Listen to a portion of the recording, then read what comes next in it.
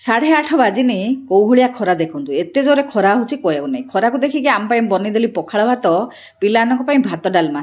ବାରିରୁ ବାହାରିଥିବା କଲରାକୁ ଟିକେ ଭାଜିଦେବି କଞ୍ଚାଲଙ୍କା ପିଆଜ ଦେଇକି। ସେଥିପାଇଁ କଢ଼େଇ ଗୋଟେ ବସେଇ ତେଲ ଦେଇ ଫୁଟଣ ଦେଇ କଞ୍ଚାଲଙ୍କା ପିଆଜ ପକେଇଦେଲି। ତା ଦେହରେ କଲରା ଆଳୁ ସବୁ ପକେଇ ହଳଦୀ ଲୁଣ ଦେଇକି ଭଲ ଭାବେ ସନ୍ତୁଳି ଦେଲା ପରେ ତାୱା ବସେଇକି ତା ଦେହରେ ତେଲ ଦେଇକି ଟିକେ ଖଡ଼ିଆ କରିଦେଲି। ଖଡ଼ିଆ ନହେଲେ ବା ମଉସା ଖାଇବେନି। ଆରପଟ ଗ୍ୟାସ୍ରେ ବସେଇଦେଲି କଢ଼େଇ ଗୋଟେ, ଟିକେ ଫୁଟଣ ଦେଇ କଞ୍ଚାଲଙ୍କା ପିଆଜ ପକେଇ ଦେଇ ତାପରେ ପାଣି ଦେଇଦେଲି। ପାଣିଟା ଫୁଟିଲା ପରେ ମୁଗ ଯାଇ ଟିକେ ଧୁଆପଣା କରି ପକେଇଦେଲି, ଲୁଣ ପକେଇଦେଲି। ତାପରେ ବରଡ଼ା ଶାଗ ଟିକେ କାଟିକି ପକେଇଦେଲି।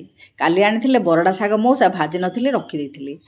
ବରଡ଼ା ଶାଗ ଭଜା, କଲରା ଆଳୁ ଭଜା ହେଇସାରିଲା ପରେ ପିଲାମାନଙ୍କ ପାଇଁ ଟିକେ ପାମ୍ପଡ଼ ଭାଜିଦେବି। କାହିଁକିନା କଲରା ଆଳୁ ଭଜାଟି ପିଲାମାନେ ଖାଇବେ କି ନାହିଁ, ସେଥିପାଇଁ ତାଙ୍କ ପାଇଁ ପାମ୍ପଡ଼ ଭାଜିଦେଲି। ମଉସାଙ୍କୁ ଦେଇଦେଲି ଖାଇବା। ପଖାଳ ଭାତ, କଲରା ଆଳୁ ଭଜା, ବରଡ଼ା ଶାଗ, ପାମ୍ପଡ଼, ଆମ୍ବ ଟିକେ ପିଲାମାନଙ୍କୁ ଖୁଆଇ ସାରିଲା ପରେ ମୁଁ ଖାଇଦେଲି। ଆଜିର ବ୍ଲଗ୍ଟି କିଛି ଏଇଭଳିଆ ଥିଲା। ସନ୍ଧ୍ୟାରେ ଯାଇକରି ବଗିଚା କାମ କରିବି।